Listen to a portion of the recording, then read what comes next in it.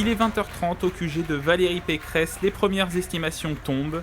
La présidente sortante de la région Île-de-France est donnée gagnante face à l'union de la gauche, au Rassemblement national et à la République en marche.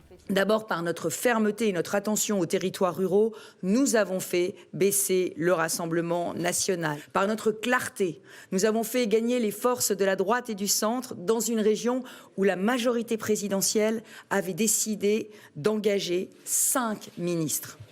Par notre incarnation d'une écologie des résultats, nous avons prouvé que l'écologie n'appartenait à aucun camp.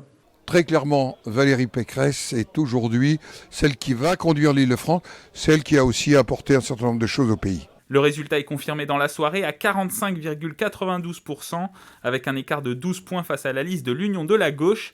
La droite et le centre accroissent son avance par rapport à 2015. Le résultat de ce soir, c'est vraiment la preuve que même dans une région qui est difficile, même dans une région qui a été gagnée de peu en 2015, qui a connu une alternance, quand les résultats sont là, les électeurs restent fidèles et sont fidèles. Et je crois qu'aujourd'hui, que l'écart soit aussi net, eh bien, c'est vraiment une validation de ce travail qui a été fait pendant 5 ans, dans une région, je le redis, qui est difficile normalement pour la droite. Donc je crois que Valérie Pécresse fait une prouesse ce soir par ce travail. Quand on a des résultats, on tient ses promesses de campagne comme on l'a fait avec celle de 2015, eh bien les électeurs le reconnaissent, ils reconnaissent le bilan qui a été fait, ils reconnaissent qu'il y a encore beaucoup de travail à accomplir, ils nous renouvellent leur confiance pour continuer ces transformations dans tout un tas de secteurs, sur l'emploi avec la relance économique, dans l'écologie, les transports, les lycées. À 21h15, la présidente réélue de la région Île-de-France quitte son QG, direction un hôtel du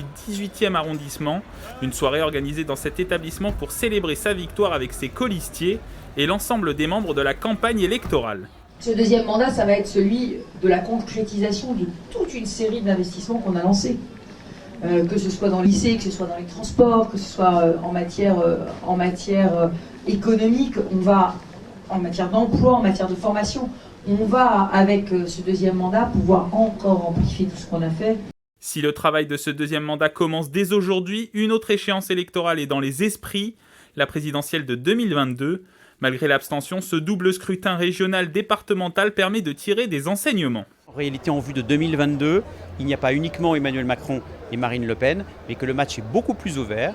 Ce soir, c'est aussi la preuve que désormais, pour la droite et le centre, c'est un match à 3. Il ne vous a pas échappé que Valérie Pécresse a toujours été une femme politique nationale, qu'elle avait beaucoup de choses à dire et que sa victoire est aussi le signe que lorsqu'on est ferme sur les valeurs de la République, lorsqu'on obtient des résultats, les Français vous sont reconnaissants, ils vous en savent gré, et donc peut-être que c'est aussi un bon présage pour l'avenir. Mais avant de se pencher sur le rassemblement de sa famille politique en vue de l'élection présidentielle, Valérie Pécresse a rendez-vous le vendredi 2 juillet 2021 pour l'installation du nouveau conseil régional.